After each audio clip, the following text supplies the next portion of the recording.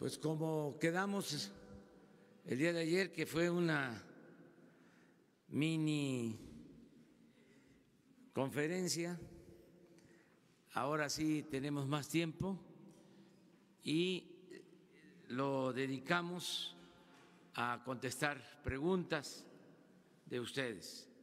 Empezamos con… ¿Te lo puedo pasar para grabar? Hola, muy buenos días. Yo soy Juncal Solano y represento el medio de comunicación El Charro Político, un canal. Actualmente soy estudiante de Derecho. Muy buenos días, presidente, y gracias por la palabra. El día de hoy me encuentro aquí para preguntar lo siguiente. Soy estudiante y, señor presidente, considero que es importante saber, los estudiantes estamos preocupados, los que acudimos a universidades públicas, porque sabemos que también existe corrupción. Queremos saber si dentro de estas actividades, dentro de estas acciones que ustedes piensan llevar a cabo, se encuentra contemplado acabar con ese cacicazgo, con esos dueños de las universidades públicas, porque si bien es cierto, se dice que son públicas, la realidad es que sabemos que sí hay personas que se han adueñado y los estudiantes no sabemos qué pasa realmente con esos recursos, a dónde llegan. Un ejemplo claro puedo decir, a veces queremos irnos al extranjero y nos dicen no hay recursos, pero vemos a los rectores de las universidades ganando bien, gastando en publicidad. Entonces, esa sería mi pregunta, si dentro de estas actividades con el objetivo de acabar la corrupción, que yo sé que es el eje principal de este gobierno y de lo cual estoy muy entusiasmada, se encuentra contemplado el hecho de acabar con la corrupción que existe en estas universidades públicas. Un ejemplo también podría decir, hoy en día las universidades públicas se han convertido en un lavadero de dinero. Un ejemplo por citar, acaba de salir una nota en relación a la Universidad de Hidalgo. En la UNAM también se reportan basureros fifís de 19,000 pesos, donde no sabemos realmente ¿por qué se gasta en eso teniendo tantas necesidades los jóvenes? Es todo, señor presidente. Sí, hemos hablado de que tenemos todos que limpiar al país de corrupción y es el gobierno y son los sindicatos, las organizaciones sociales, civiles, empresariales, las universidades, que no haya corrupción y que prevalezca la transparencia. Todo esto lo tenemos que hacer con la participación de todas y de todos y al mismo tiempo siendo respetuosos de las autonomías que no pueden significar cotos de poder, no pueden ser islas dominadas por caciques, trátese de un sindicato, de una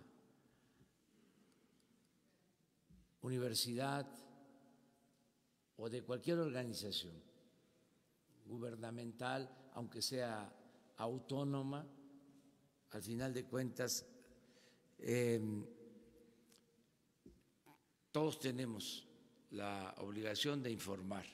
¿Habrá auditorías para las universidades? Estamos buscando un mecanismo de común acuerdo con las universidades, porque conviene la transparencia, sin que se interprete de que es una injerencia del gobierno y una violación a las autonomías. Nosotros estamos cumpliendo, transfiriendo fondos, entregando los recursos a las universidades. Hay en efecto quejas de que pueden recibir más recursos. Hay universidades con influencia política, incluso vinculadas a partidos y las comisiones de educación en el Congreso, manejadas por representantes de universidades, diputados o senadores, pero al mismo tiempo exrectores o integrantes de grupos que manejan universidades y que tienen mucha capacidad de gestión y obtienen muchos fondos para las universidades, pero la queja es de que ese dinero no se aplica bien. Ya conocemos todo lo que sucedió con la famosa estafa maestra y los maestros de asignatura de las universidades están muy mal pagados. Entonces, pueden tener las universidades más presupuesto, pero se queda arriba. Hay también un sistema piramidal, no hay igualdad, no hay equidad, los de arriba se dan la gran vida y abajo el maestro de asignatura gana muy poco. Ahí les dejo de tarea que se investigue cuánto gana un maestro por hora, un maestro de asignatura en las universidades. Ojalá y haya más equidad y que cuando llegue el presupuesto baje el presupuesto a los maestros y no se quede en los aparatos administrativos. Pero eso es una recomendación respetuosa. Siempre vamos a ser respetuosos de las autonomías, pero todos tenemos derecho a opinar, a dar a conocer nuestros puntos de vista. Hoy, por ejemplo, tratamos en la reunión de seguridad lo que sucede en algunos juzgados del Poder Judicial sin dejar de reconocer la autonomía del Poder Judicial, pero se detienen a presuntos delincuentes y tardan 3 días, 5 días y quedan libres. Y el argumento o la excusa es de que no están bien integradas las averiguaciones, que no se cumplió con el debido proceso y que esto da pie para que un juez deje en libertad a un presunto delincuente, que salen hasta riéndose, hasta festejando, burlándose de la autoridad. Entonces, este asunto lo vamos a tratar transparentándolo. Vamos a hablar, desde luego, con ministros de la Corte, con el presidente de la Corte, de manera muy respetuosa sobre estos casos. Vamos a darles seguimiento y también los vamos a dar a conocer para que los ciudadanos sepan del comportamiento de servidores públicos, porque un juez es un servidor público, un ministerio público lo mismo, el presidente de la República es un servidor público. Todos tenemos que hacernos cargo de nuestros actos, ser responsables de nuestros actos. Entonces, esto se va a ir atendiendo, porque de esta manera vamos limpiando. Si no, todo queda en el anonimato, no se sabe nada. Por eso también fue muy importante el que se considere delito grave el robo de combustible y sobre todo hechos de corrupción.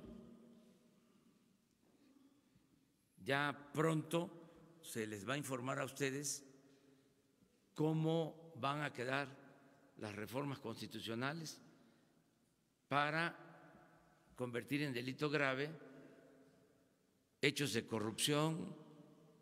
Ayer lo mencioné, que en enero de 1994 dejaron de ser delitos graves, se reformó el Código Penal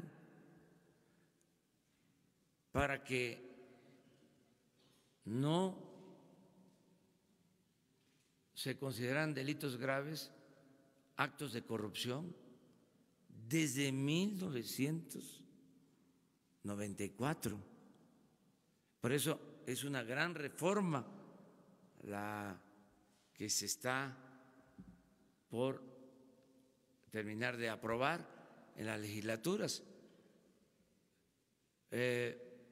A alguien que cometía un acto de corrupción le tenían que buscar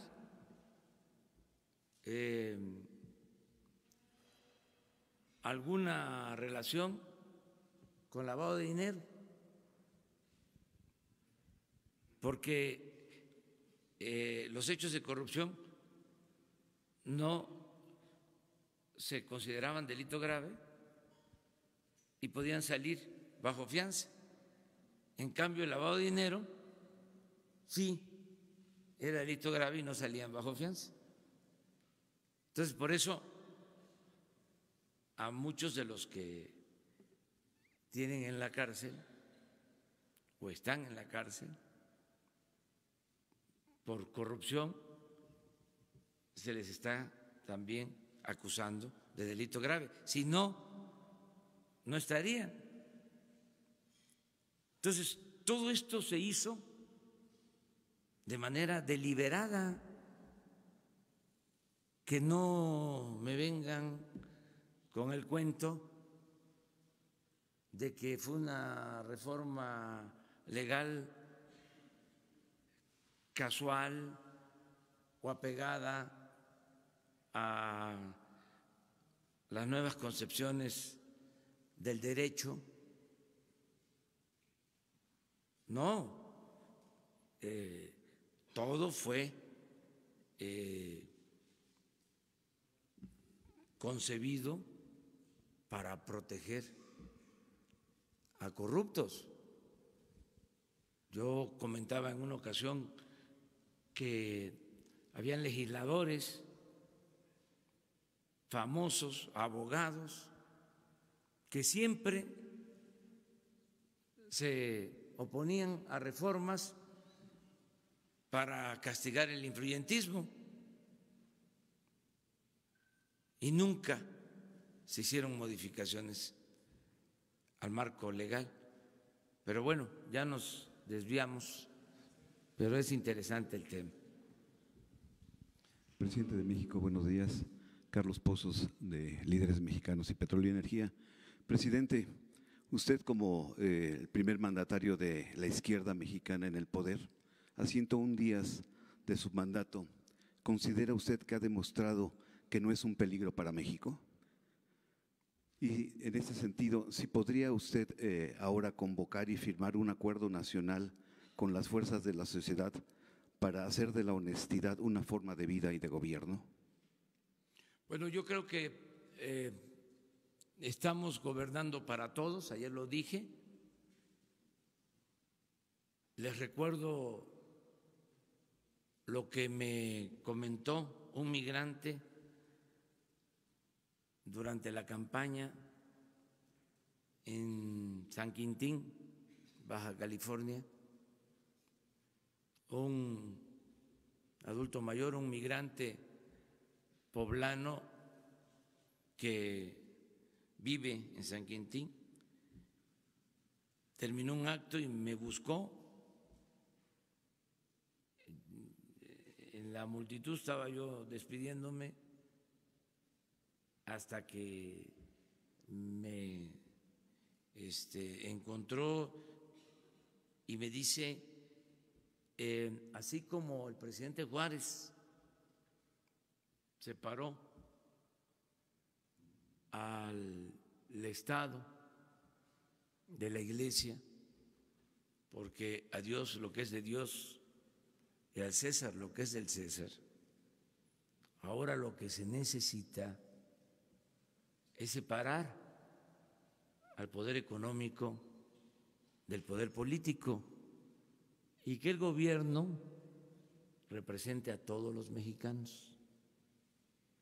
Pues esa es la lección que estamos aplicando, que el gobierno no esté al servicio de un grupo, por poderoso que sea, que el gobierno represente a ricos y a pobres, de todas las clases sociales, de todas las religiones, creyentes, no creyentes, de todas las culturas, de todas las preferencias sexuales. Eso es lo que estamos haciendo. Esa es una transformación. Si es esto ser de izquierda, pues me apunto. Pero considero que esa es nuestra responsabilidad y sí convoco a todos los mexicanos. No es la primera vez, es reiterar que debemos todos poner por delante la honestidad como forma de vida y como forma de gobierno. Si todos ayudamos para que se acabe la corrupción, se va a lograr el renacimiento de México. Es la gran reforma. Ayer también mencioné eso. Hasta para propósitos económicos, porque siempre se habla, ¿y cuál es el modelo económico? Y lo que dije ayer, vamos a demostrar que si no hay corrupción, hay crecimiento económico. El modelo que se está llevando a la práctica con el nuevo gobierno va a dar resultados en México y va a ser ejemplo mundial porque toma como punto de partida el acabar con la corrupción, el que haya honestidad, con el agregado de la austeridad republicana. Porque ningún modelo económico funciona con corrupción. Esa es la enseñanza mayor. Si hay corrupción, no hay crecimiento, ni siquiera crecimiento, mucho menos desarrollo. Entonces, lo que vamos a demostrar es que sin corrupción se pueden liberar muchos fondos para el desarrollo, puede haber bienestar y puede haber paz y tranquilidad. Una segunda pregunta, presidente. Ante la ola de críticas en contra de las conferencias de prensa llamadas mañaneras, ¿qué autoevaluación hace usted como presidente en ejercicio y a este ejercicio periodístico? Bueno, ya les agradecí ayer y pues no tenemos por qué tener la piel tan delgada, tan sensible. Hay que aceptar las críticas, los cuestionamientos y al mismo tiempo también saber que mucha gente está pendiente de estas conferencias. Muchos, pero no voy a presumir. Y es por ustedes y por nosotros, es por los que nos reunimos aquí a tratar estos temas. Tenemos ventajas. Ustedes, porque pueden preguntar abiertamente, sin censura. Y yo tengo la ventaja de que, como soy presidente, cuento con bastante información. Siempre tengo cosas que decir. Entonces, no son lugares comunes, refritos. Siempre hay algo nuevo. Sí, me repito, pero no tanto. Me tengo que repetir porque tengo que estar reafirmando ciertos criterios y principios. Yo siempre sostengo que un escritor no debe de repetirse, pero un dirigente político sí, porque es parte del trabajo de concientización que se tiene que ir haciendo. Los dos. Presidente, buenos días. Misael Zavala del Universal. Hoy en la portada del periódico El Universal llevamos una información de que según la Secretaría del Bienestar van a desapareció el presupuesto para 5,000 comedores comunitarios que antes eran de la Sede Sol, ahora Secretaría de Bienestar, y que formaban parte de la Cruzada Nacional contra el Hambre. Si desaparece este presupuesto, eran más de 3,000 millones de pesos para los comedores comunitarios. Y además, la semana pasada, esta semana se dio a conocer la desaparición de un autobús que viajaba hacia Reynosa, en Tamaulipas. ¿Qué información le han proporcionado por parte de la Secretaría de Seguridad Pública? El gobernador Cabeza de Vaca ayer decía que ese autobús iba custodiado por la Policía Federal, pero el secretario Durazo dice que no. ¿Qué pasa con este caso? Gracias. Bueno, acerca de los programas sociales está haciendo una revisión. Tenemos pendiente el informe que vamos a presentar sobre la corrupción que prevalecía en la Secretaría de Desarrollo Social, con programas supuestamente dirigidos a la gente que no llegaban o que los recursos no llegaban completos. Vamos a informar sobre todo esto. Se está haciendo una revisión ya no existe la Secretaría de Desarrollo Social ni sus prácticas. Se terminan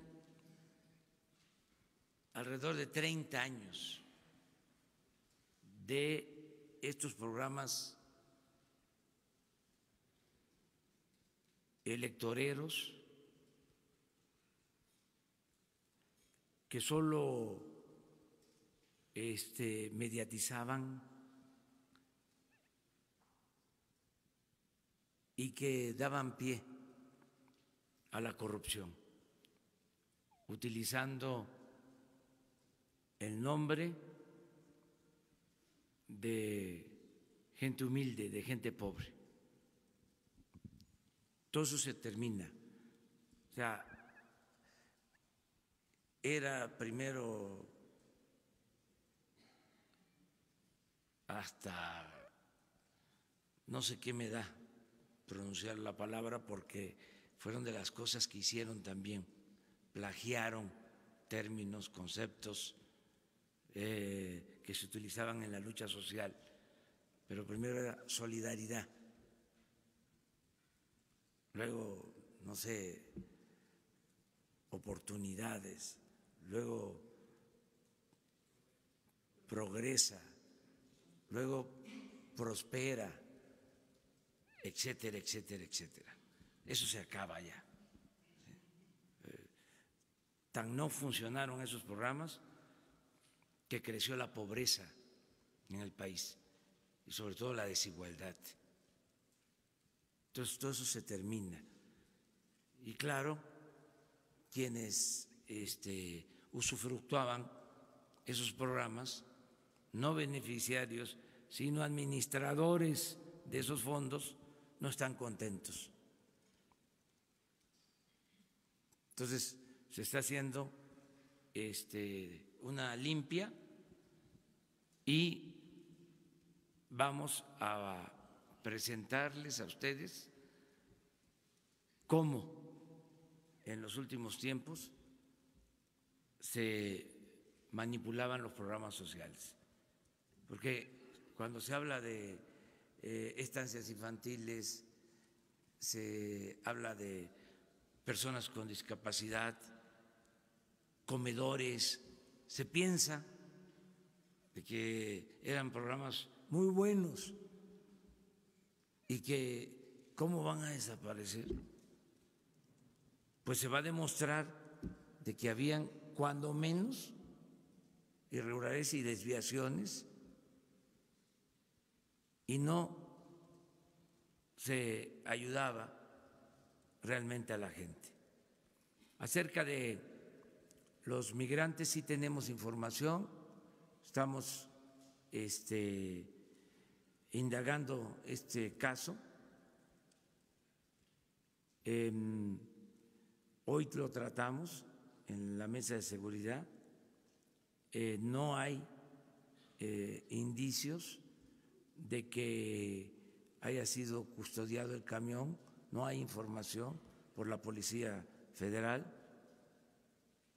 y lo que queremos es seguir investigando porque no queremos que se repitan casos lamentables, horrendos, como los de San Fernando. Tenemos que cuidar a los migrantes y no dejarlos sin protección.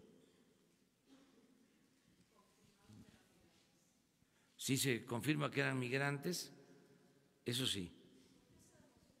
¿Qué se supo hasta el domingo de esta desaparición? Ya pasaron varios días.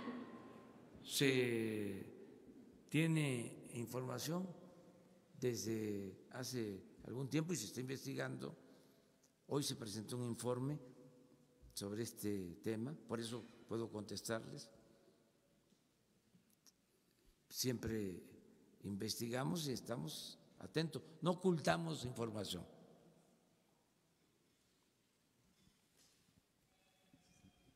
Gracias, presidente. Sobre este tema nada más de Tamaulipas para precisar.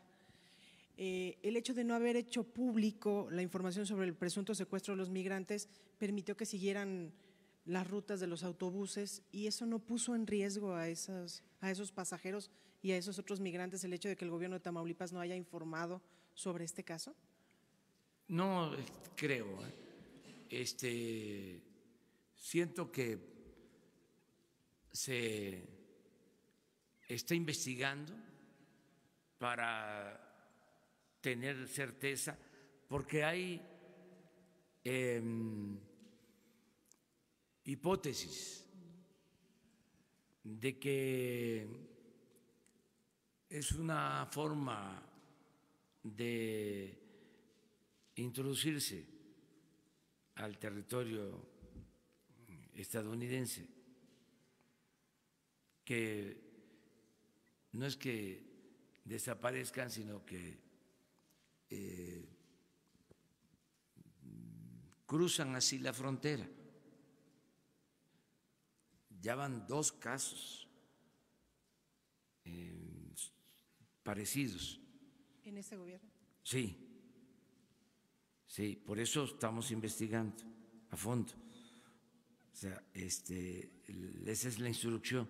Lo estamos revisando, pero no tenemos indicios de que hayan desaparecido. De todas maneras, vamos a seguir con la investigación porque no queremos que sucedan estos hechos tan lamentables de San Fernando. Eso es lo que más nos preocupa. Entonces ya estamos pidiendo información incluso a gobiernos centroamericanos y estamos pidiendo información al gobierno estadounidense. Estamos haciendo la investigación completa. Bien, presidente, en el tema de los jueces, ¿ustedes tienen detectado si es ineficacia de los juzgadores, corrupción, les vale? ¿Qué tan responsable es el Poder Judicial del clima de impunidad que está viviendo el país? Y si van a implementar algún mecanismo formal, más allá de acusarlos con los ministros, si van a poner alguna queja formal ante la judicatura en contra de estos jueces, ¿qué van a hacer? Sí, vamos a tratar el tema. Mañana tenemos en la reunión de seguridad este asunto en la mesa. ¿Pero va a haber alguna queja formal en contra de estos jueces? Sí, o sea, vamos a hablar con la Fiscalía General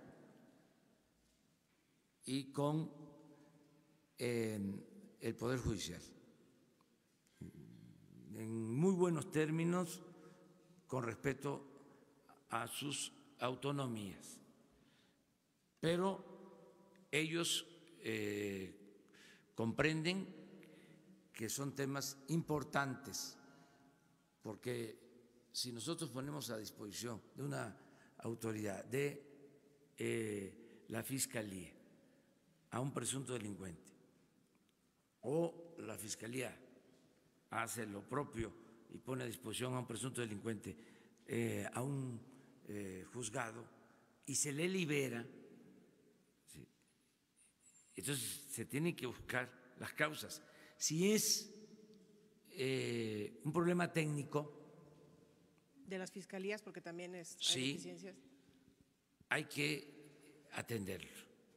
En el caso de la fiscalía, a ver cómo está la capacitación de ministerios públicos, de fiscales, por qué están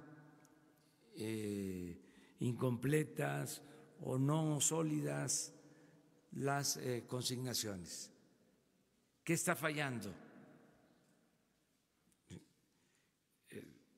si es un asunto técnico, si es por corrupción, también.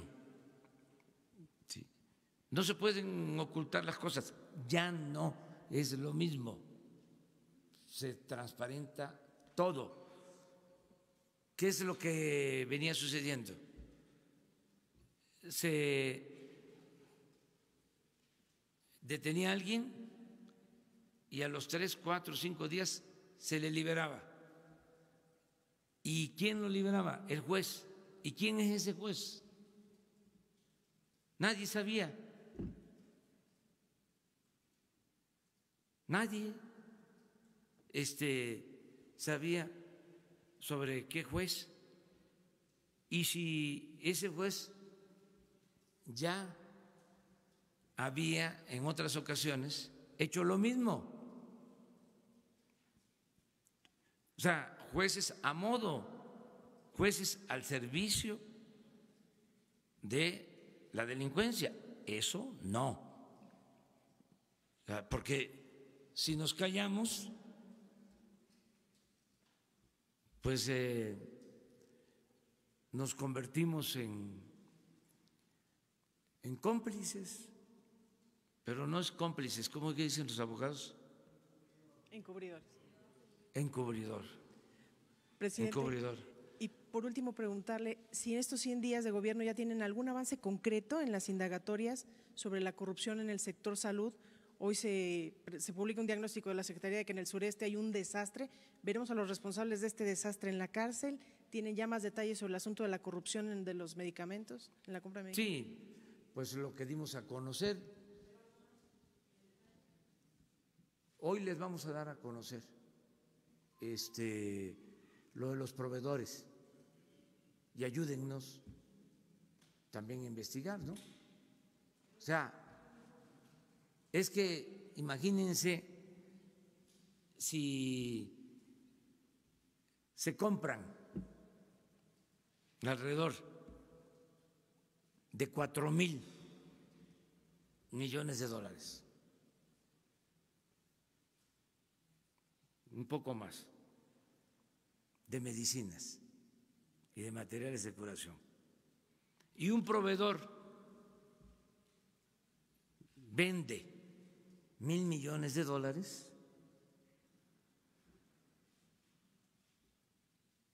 ¿qué es eso? O sea, es mucho, ¿no?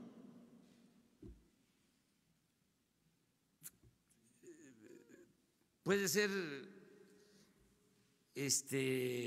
legal, pero es como increíble.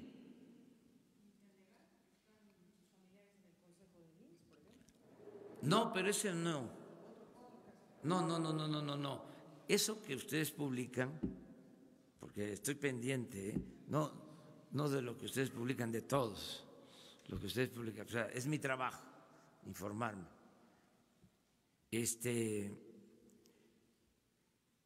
No es pequeño, digo, no deja de ser irregular, pero estoy hablando de una empresa que vendió el año pasado más de 20,000 millones de pesos. Una empresa. Ayer lo comentaba, 3 empresas le vendieron al seguro y al ISSSTE 36,000 millones de pesos. 3. Muy concentrado todo. Entonces, de una vez lo adelanto. No solo van a hacer compras compactas, no solo se va a buscar que se compren todos los medicamentos de las instituciones de salud del gobierno, compras consolidadas, sino si se necesita, si es necesario, lo estamos analizando, van a ser licitaciones internacionales con supervisión de la ONU. Todo lo que se adquiere.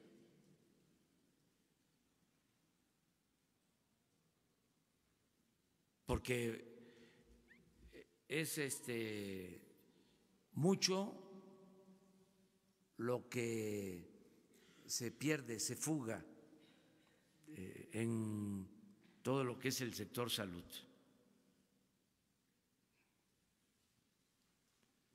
¿Sí?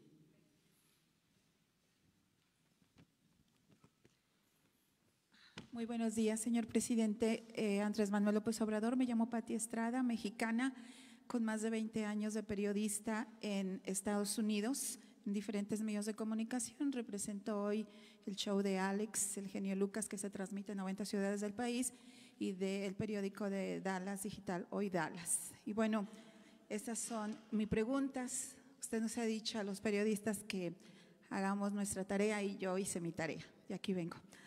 En el tema de protección, le comento que fui testigo presencial de la ejecución del mexicano Edgar Tamayo en el 2014.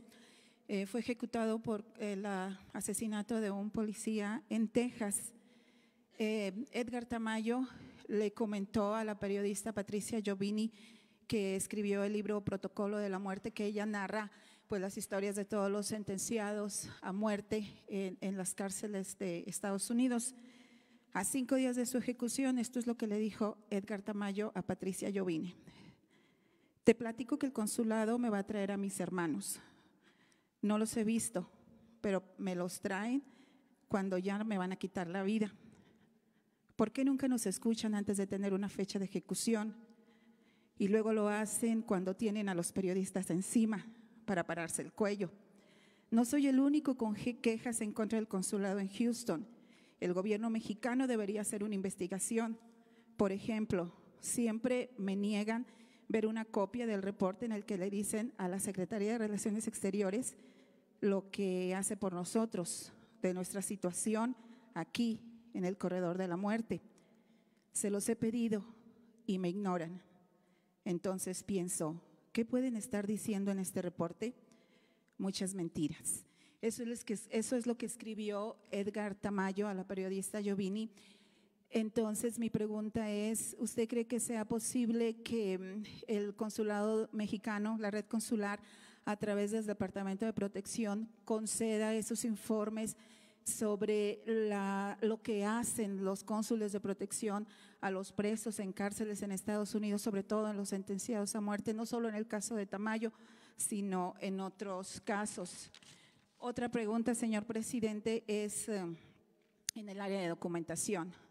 Muchas personas nos llaman y nos dicen que llaman al número de Mexitel, 1877 Mexitel, para hacer su cita, para tramitar pasaporte o para tramitar matrícula consular. Siempre están agotadas las citas, batalla la gente, tiene emergencias que viajar, tienen que sacar un permiso vehicular, pasaporte o matrícula. Entonces, ¿qué pasa?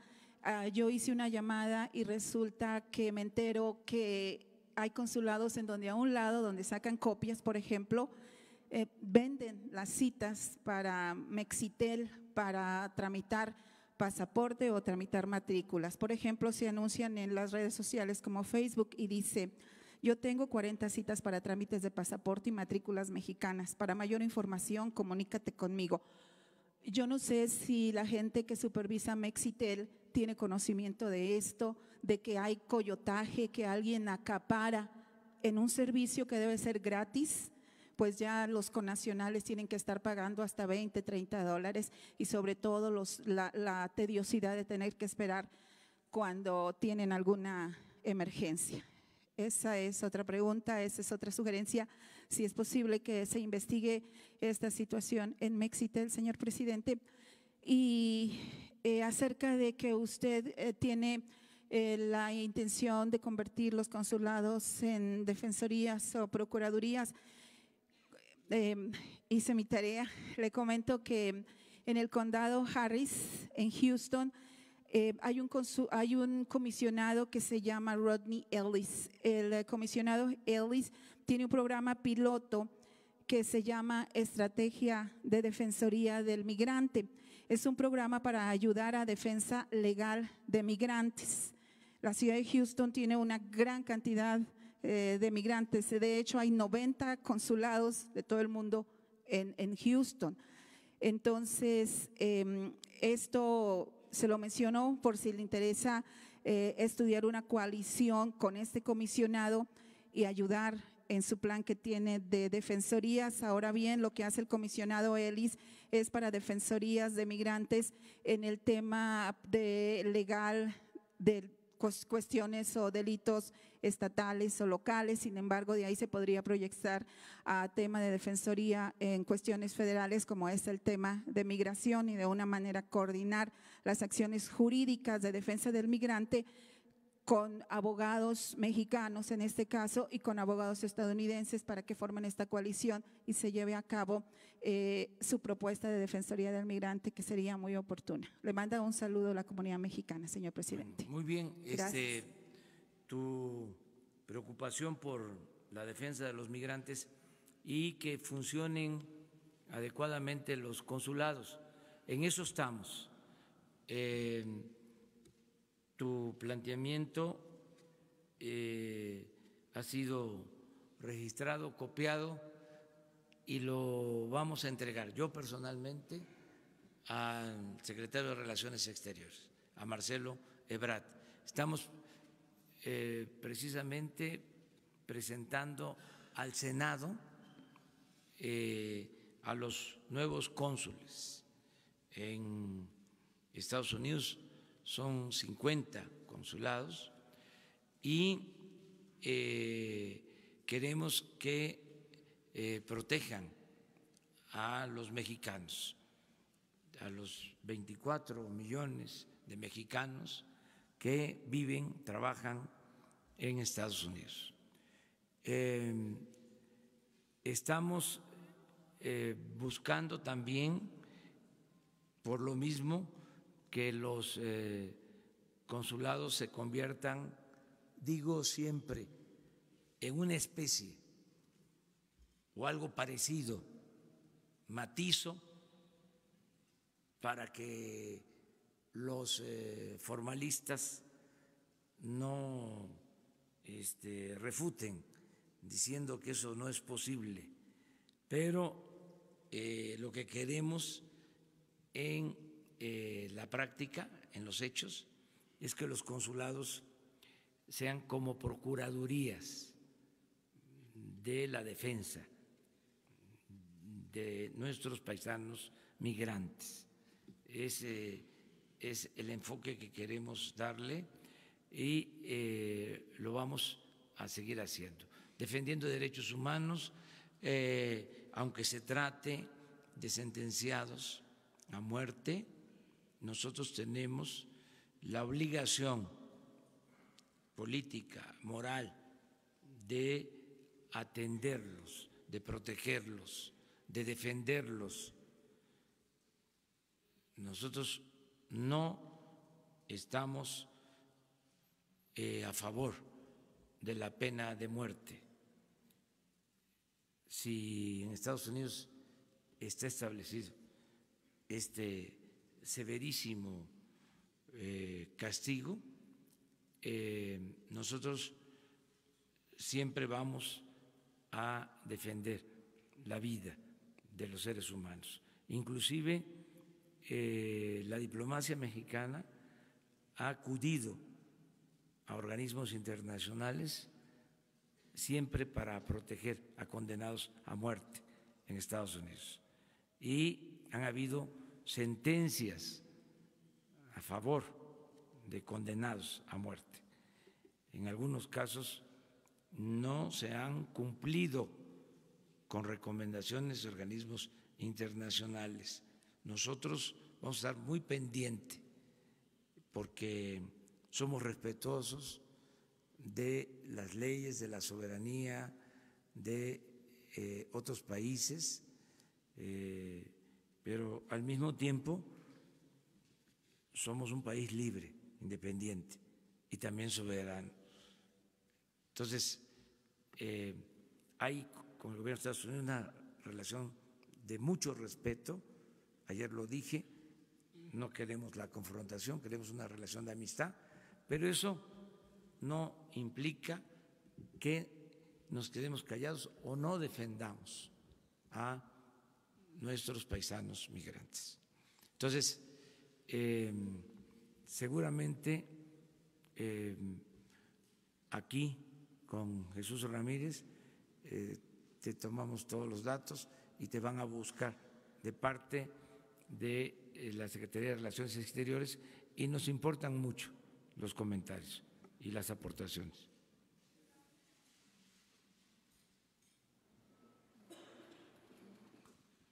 Gracias, señor presidente. Buenos días. Carlos Montesinos de la Hoguera. Hablando del tema de defensa de la vida, el domingo, después de su evento en Puebla, integrantes del Frente Nacional por la Familia comentaron que recibieron su apoyo, por lo menos de palabra, para impedir avances en leyes que permitan la interrupción del embarazo.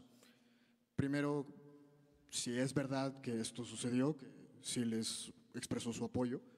Y segundo, ya usted mencionó que este tema y otros más controversiales serán llevados a consulta.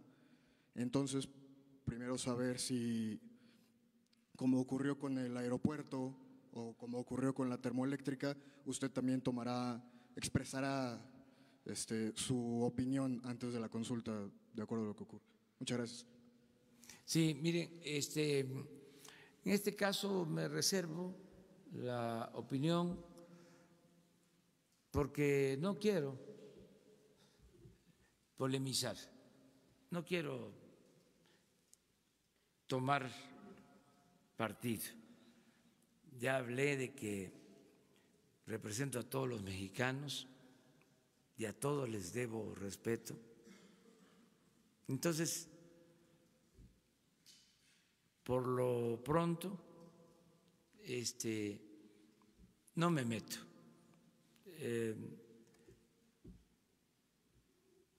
Soy también dueño de mi silencio.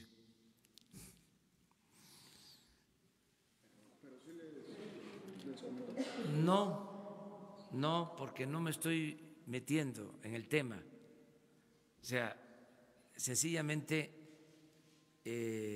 no opino sobre esto porque no quiero contribuir a una confrontación. Soy respetuoso de las libertades, que todo mundo se manifieste, pero que en este caso me permitan mantenerme al margen. Si después el caso lo amerita, pues entonces veríamos la forma de atenderlo. Y siempre cuando hay discrepancias, lo mejor es la democracia. Pero ahora tenemos una encomienda que es la que me está demandando todo mi tiempo, toda mi imaginación, mi conocimiento, mi trabajo: acabar con la corrupción en México. Eso es lo que me mantiene preocupado y ocupado. Me ocupo de otras cosas, desde luego, pero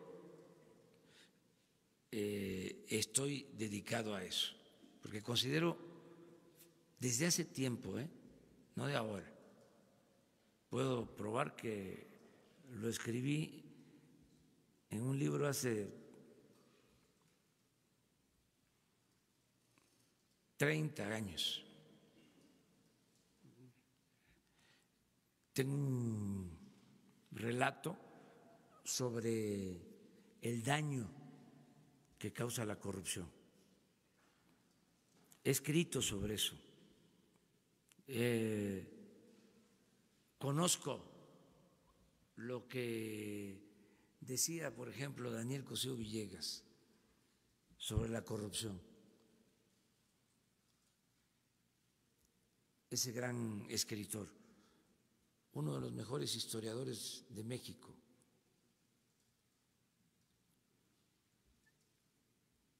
Decía, nada ha dañado más la vida pública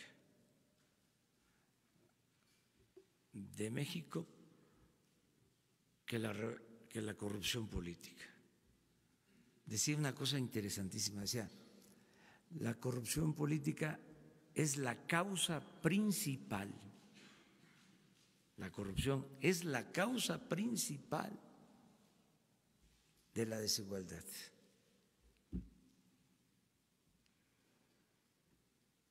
Y soy creyente de eso. Y ahora que la gente me dio su apoyo para estar aquí, he reafirmado esa convicción. Nada ha dañado más a México que la deshonestidad de los gobernantes. Y esa es la causa principal de la pobreza, de la desigualdad, de la inseguridad, de la violencia. Por eso le tengo toda la confianza a que si desterramos la corrupción, México va a resurgir.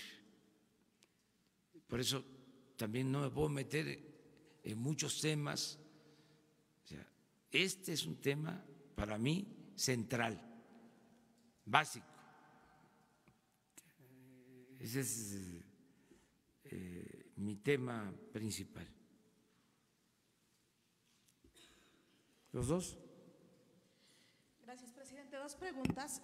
Por un lado, el subsecretario de Hacienda, Arturo Herrera, declaró al diario Financial Times que se va a retrasar la construcción de la refinería de Dos Bocas porque los 2.500 millones de dólares que se iban a destinar más bien a Pemex para levantar la producción. Preguntarle si esto es verdad, si se va a destinar este dinero a Pemex y qué otras medidas se tomarían para fortalecer a Petróleos Mexicanos. Y nada más en el caso de Tamaulipas, estas 22 personas que dice usted eran migrantes, no entiendo, se bajaron del camión, cruzaron la frontera, ese es el modo que usted tiene registrado, que ustedes tienen registrado, porque leí un testimonio del chofer supuestamente que más bien se les habían cerrado el paso y dos camionetas se los habían llevado. Entonces, nada más para aclarar este tema. Gracias.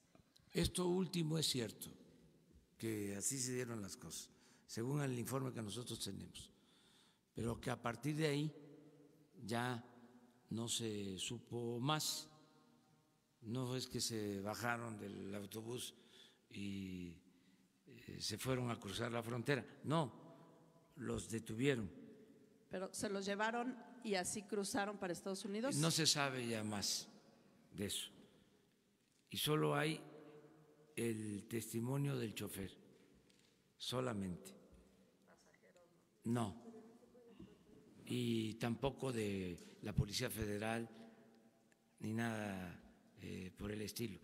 Para aclararlo más sobre lo que tenemos, para hacerles el relato, le voy a pedir hoy al secretario de Seguridad que tenga una conferencia con ustedes sobre este tema, si les parece. Y lo otro, ayer hablé de que la inversión en Pemex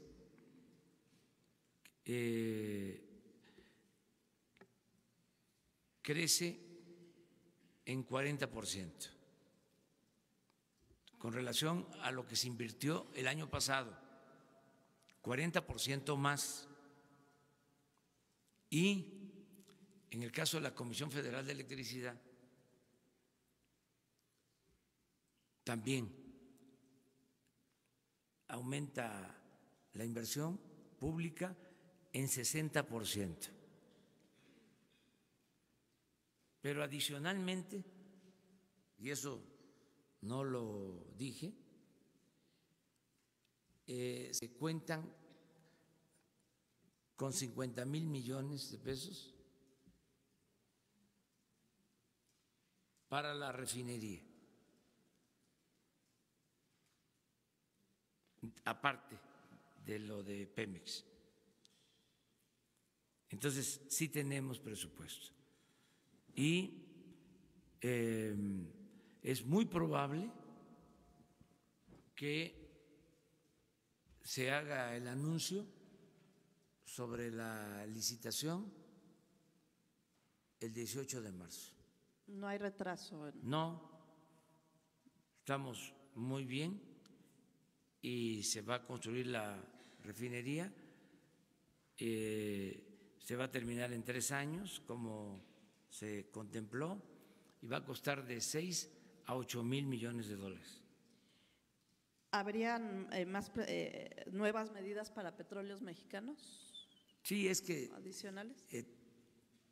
Tienen presupuesto suficiente, pero no solo hay presupuesto suficiente en Pemex, sino que nos va a rendir más porque se están logrando ahorros en las contrataciones de obra en Pemex, ahorros hasta del 30% en perforación de pozos y en servicios de mantenimiento.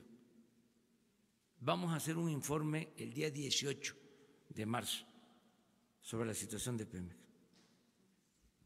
Gracias. Buenos días, señor presidente. Alejandro Lelo de la Rea. Sobre lo que comentaba de los jueces, está el Consejo de la Judicatura Federal. El Consejo tiene 7 integrantes. Este año renueva 6 de los integrantes, 3 los propone o los designa la Corte, 2 el Senado de la República y 1 usted.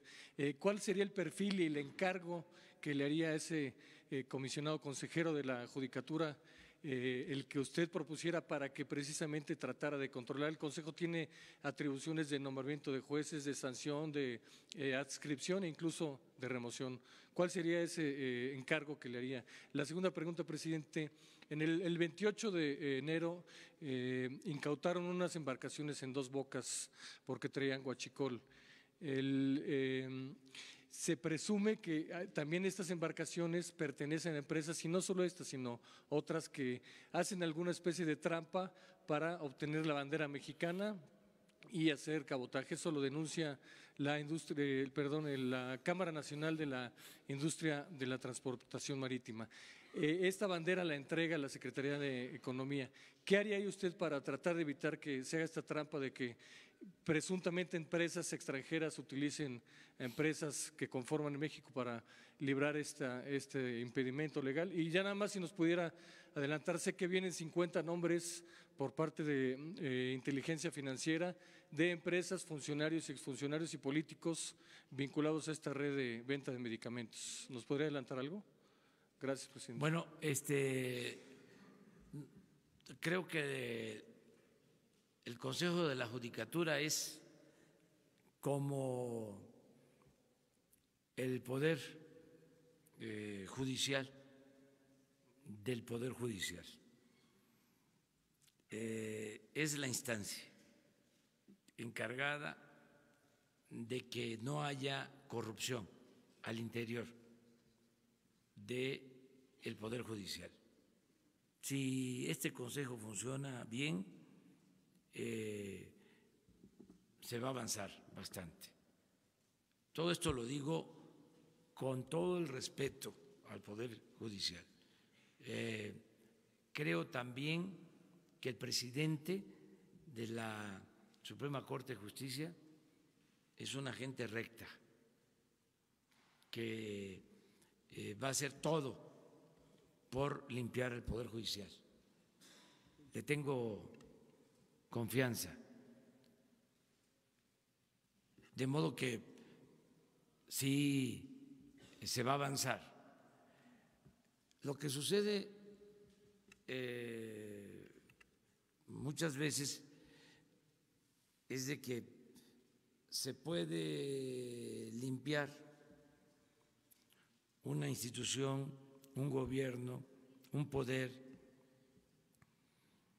de arriba para abajo, ¿sí?, o de abajo hacia arriba. Yo soy partidario, en el caso del Poder Ejecutivo, de que debe de limpiarse como se está haciendo, de arriba para abajo, como se barren las escaleras. Pero lleva tiempo.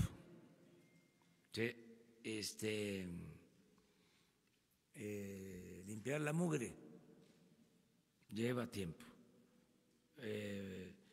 Hay que estar pendientes, por ejemplo, en el caso del Poder Ejecutivo, de que no haya reciclaje. Ayer me denunciaban que gente con malos antecedentes del gobierno, que estaban en una secretaría, pasaron a otra,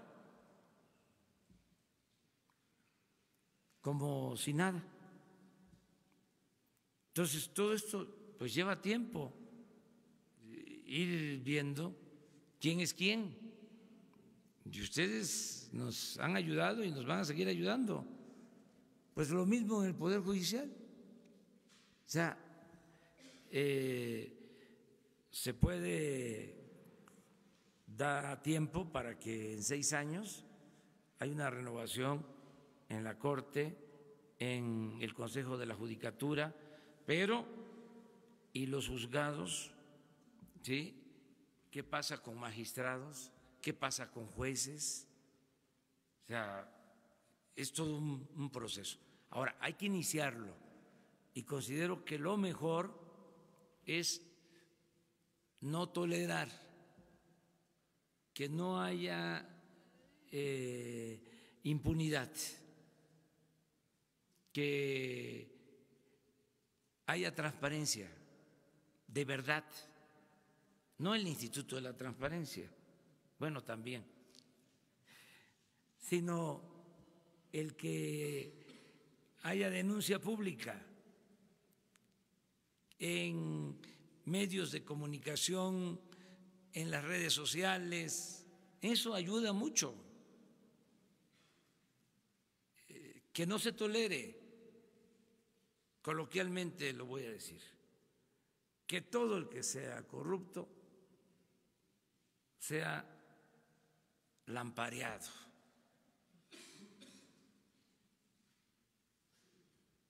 Señalado.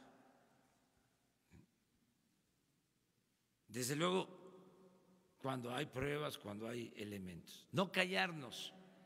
Es que antes robaban y no perdían ni siquiera su respetabilidad.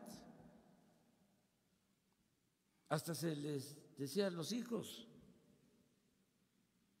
estudia para cuando seas grande, seas como don fulano, un reverendo ladrón. Eran ejemplo a seguir. Entonces, eso tiene que terminar. Nada de que el que no tranza no avanza. No. Si eres tranza, eres mal visto.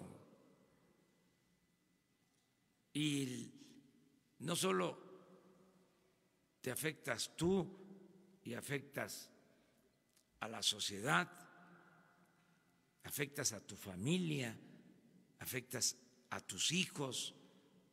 ¿Qué culpa tienen tus hijos de que tú seas un corrupto y que por tu actitud irresponsable tus hijos en la escuela sean señalados de que tienen un papá político corrupto? ¿Qué derecho tienes a afectar a tus hijos, a marcar a tus hijos? Entonces, esta es una buena campaña, lo que comentaba el compañero, el pacto verdadero, el que todos pongamos por delante la honestidad como forma de vida y como forma de gobierno. Si logramos eso, México se va a transformar y hacia allá vamos. La Secretaría de Marina nos está ayudando en todo lo de las embarcaciones piratas. incluso van a tener una instalación de vigilancia precisamente en Dos Bocas, Paraíso, Tabasco. Ahí van a tener una comandancia para el cuidado de toda la costa del Golfo de México, en esa parte de Tabasco y Campeche, en donde se están vandalizando plataformas, y hay también huachicol en el petróleo crudo, en fuga de petróleo crudo, que tampoco es nuevo. Estamos ahora teniendo ya más control sobre el petróleo que se extrae, sobre la contabilidad, porque sí hay también mercado negro en petróleo crudo. O sea, y estamos atendiendo este asunto. Dos más. Lo que le decía de la Secretaría de Economía, que crean empresas, empresas extranjeras crean una mexicana, entre comillas, para poder sortear este impedimento del abanderamiento y poder hacer cabotaje. Sí. ¿Eso la Secretaría de Economía puede llevar algún control? Sí, la Secretaría de Economía y Marina. Los dos. Sí, básicamente. Dos más, ¿no? Ustedes dos. Dos más. Gracias, señor presidente. José Hernández de Escuanto. Nos acaba de dar el dato de los 50,000 millones de pesos para la refinería de Dos Bocas, para preguntarle si se aplicarían este año esos 50,000 millones de pesos y si ya estaría la ONU para revisar todas las licitaciones y todo esto. Gracias. Sí, así va a ser. Se convoca y ya la ONU tiene que participar. En eso estamos, en esos trámites. Y estamos avanzando. Lo primero es el relleno del terreno. Y al mismo tiempo se están haciendo las bases para la licitación de las empresas que van a participar sobre esto. Pero les vamos a informar más. Sí. La idea es que se avance, porque son 3 años. Ayer lo comenté, no vamos a dejar obras en proceso. Además, urge que tengamos capacidad para procesar petróleo crudo, para hacer gasolinas. Bueno, ahorita tenemos que hacer las dos cosas al mismo tiempo. Sacar el petróleo que nos hace falta, porque se llegó al extremo de comprar petróleo crudo para las refinerías. Entonces, calculamos que el año próximo ya vamos a tener más petróleo, el año próximo. Pensamos que a finales de este año ya los nuevos pozos petroleros van a estar produciendo. Entonces va a empezar a aumentar la producción para tener la materia prima. Por eso en 3 años que tengamos la refinería vamos a contar con el petróleo suficiente.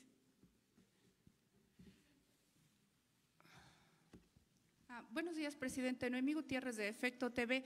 Preguntarle, en noviembre del año pasado presentó su plan de seguridad. Ahí hablaba de que iba a haber desarme de grupos delincuenciales, a ver si ya se dio este desarme, y también planteó una amnistía para delincuentes. ¿Esto aún se va a aplicar? Porque ayer dijo que aún la ciudadanía está en indefensión.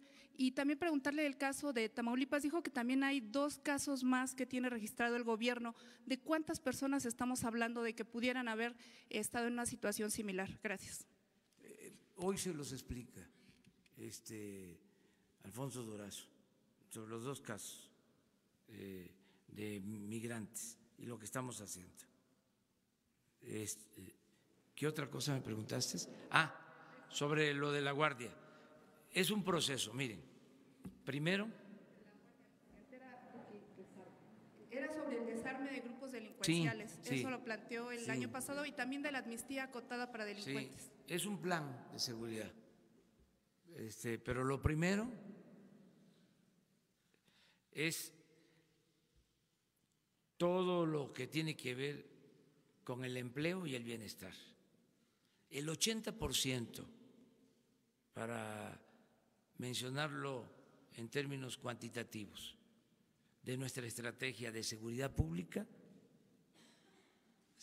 se basa en la prevención, es decir, en mejorar las condiciones de vida y de trabajo del pueblo, en que se rescate al campo, que haya empleo, que haya bienestar, que se atienda a los jóvenes. Eso es lo más importante para garantizar la seguridad pública. Esa es la base. Y esa es también la gran diferencia con relación a la estrategia de los otros gobiernos. Sí, se los puedo explicar de manera muy sencilla. Es quitarles a los delincuentes la posibilidad de enganchar jóvenes.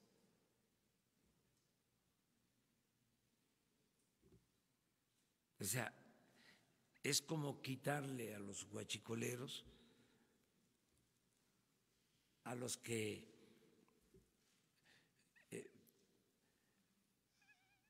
extraen en tomas clandestinas combustible por necesidad.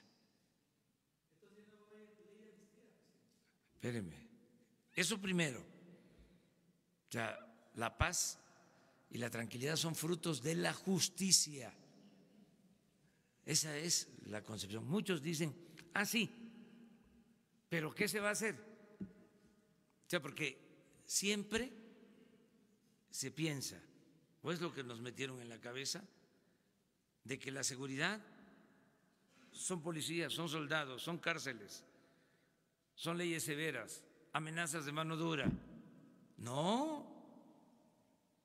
Si el ser humano, lo dije ayer y lo repito, no es malo por naturaleza, son las circunstancias las que llevan a muchos a tomar el camino de las conductas antisociales. Entonces, ¿qué es lo que hay que hacer primero?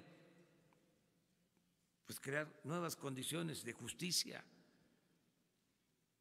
Yo no podría estar ordenando ninguna acción policíaca, ningún operativo de uso de fuerza si no estuviese yo atendiendo las demandas sociales. Eso sería una gran injusticia.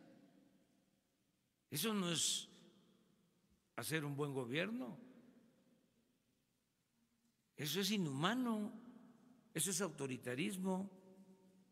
Imagínense estos que permitían la corrupción, abandonaron al pueblo y encima de eso el uso de la fuerza. ¿Cómo se va a masacrar a jóvenes que nunca tuvieron posibilidad de ser atendidos, nunca hubo oportunidad para que estudiaran, para que tuviesen trabajo, y ya cuando toman el camino de las conductas antisociales se les masacra? Eso no. Ese es el cambio. Bueno, 80% eso. El resto, sí, pues tener presencia, porque ayer hablaba, no había de parte del gobierno federal protección al ciudadano, porque se contaba con 10,000 elementos.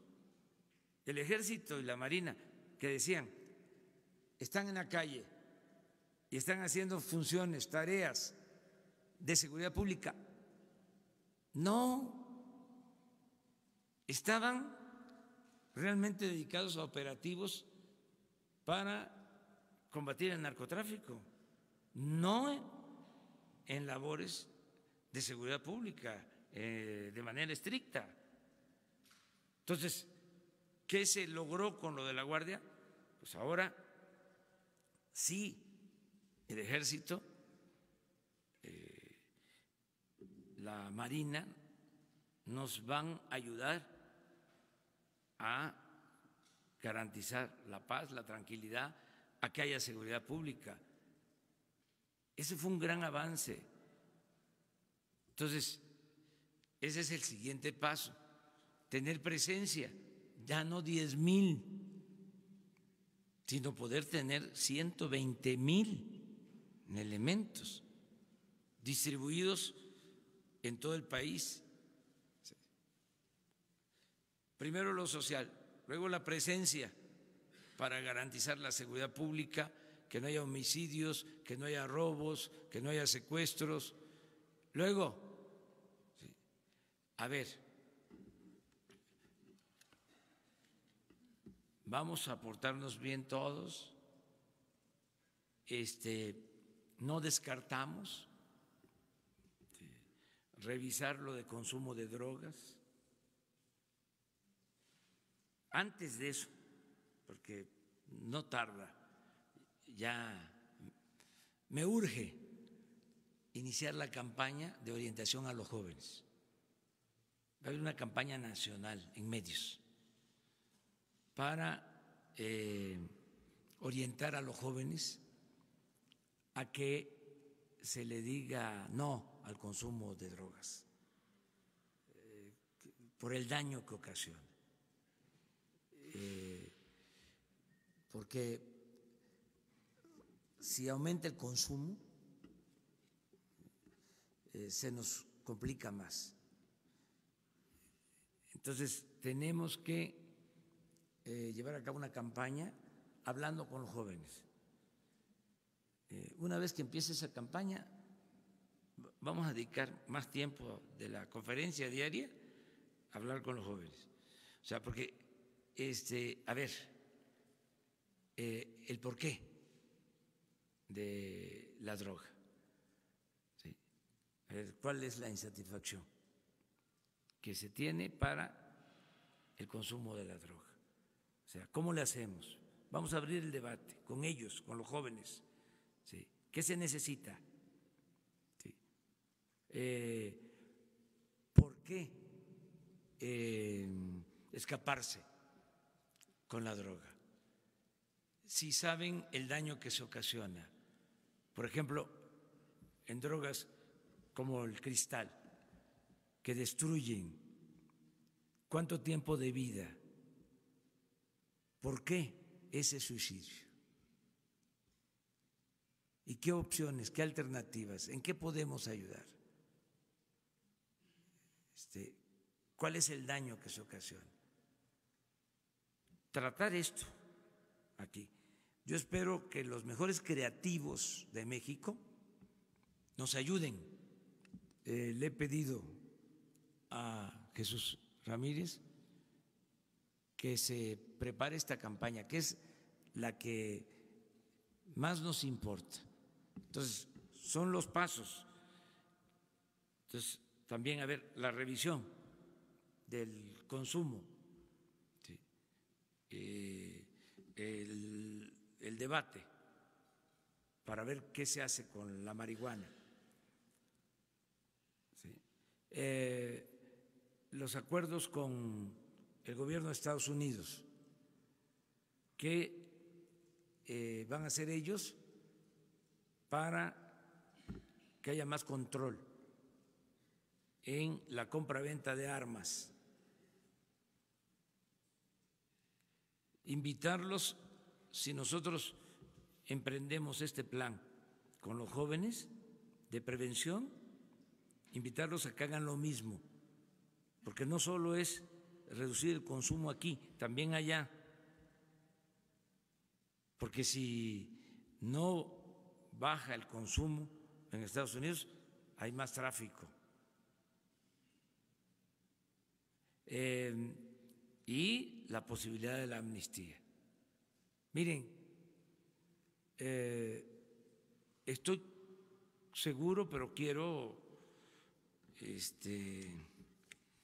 tener todos los elementos, ya estamos trabajando en eso, de que hay mucha gente en las cárceles que no deberían de estar. Hace unos días que se conmemoró el Día de la Mujer, fue mi esposa a un penal de mujeres y platicamos sobre la experiencia. Me dice, hay una señora de más de 80 años en la cárcel. Otra señora joven que lleva 20 años. O sea, todo eso lo tenemos que revisar. ¿Cuánta gente está en la cárcel y lleva tiempo sin sentencia? ¿Cuántos indígenas, campesinos, gente pobre que fue utilizada para el transporte, traslado de droga, como se dice coloquialmente? ¿Cuántos burreros? ¿Qué protección tienen? ¿Qué abogados los defienden? ¿Cómo está la Defensoría de Oficio? No, si tenemos mucho trabajo, es lo que decía Madero, retomando la frase bíblica, el pueblo de México tiene hambre y sed de justicia. Entonces, tenemos que ir avanzando y pedirle a la gente que nos ayuden, que todos nos ayuden, que todos apoyemos, que todos contribuyamos al cambio, a la transformación. Y ahora sí, nos vemos mañana.